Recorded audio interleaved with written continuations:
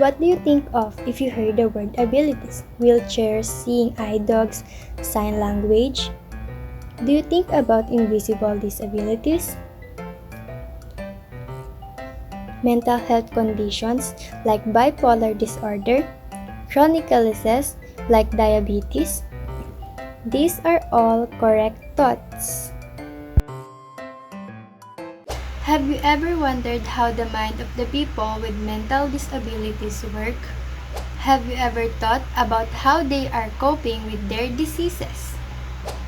If so, how would you react if you met one of them?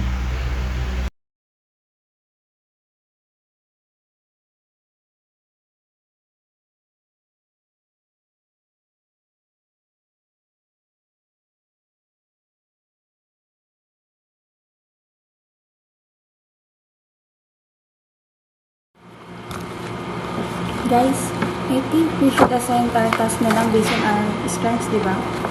Hindi dapat fair lang tayo. At saka Leia, di ba magaling ka naman gumawa ng research? Right. And you should do our research na lang.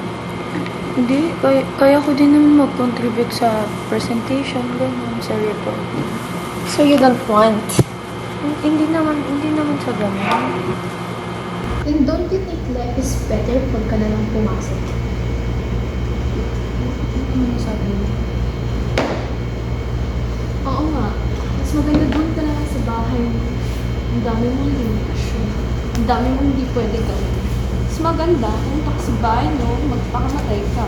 Total, wala kang naman.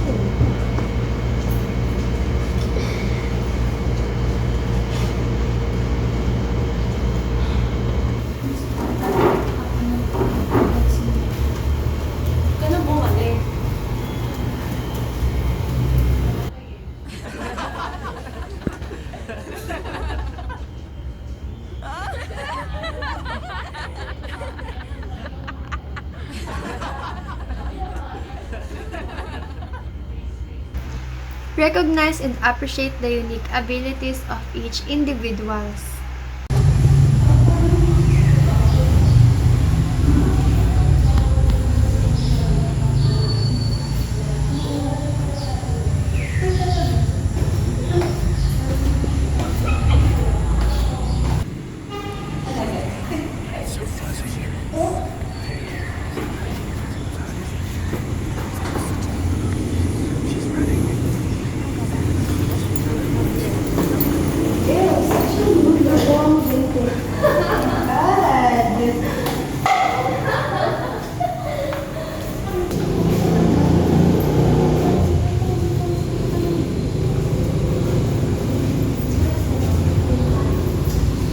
Instead of making fun of them, talk to them nicely and do a individual or group therapy.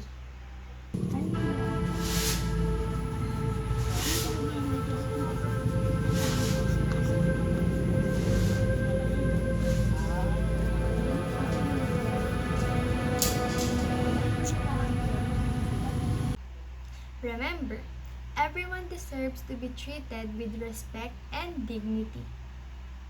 By understanding and respecting the physical and intellectual abilities of others, we can create more inclusive and compassionate society.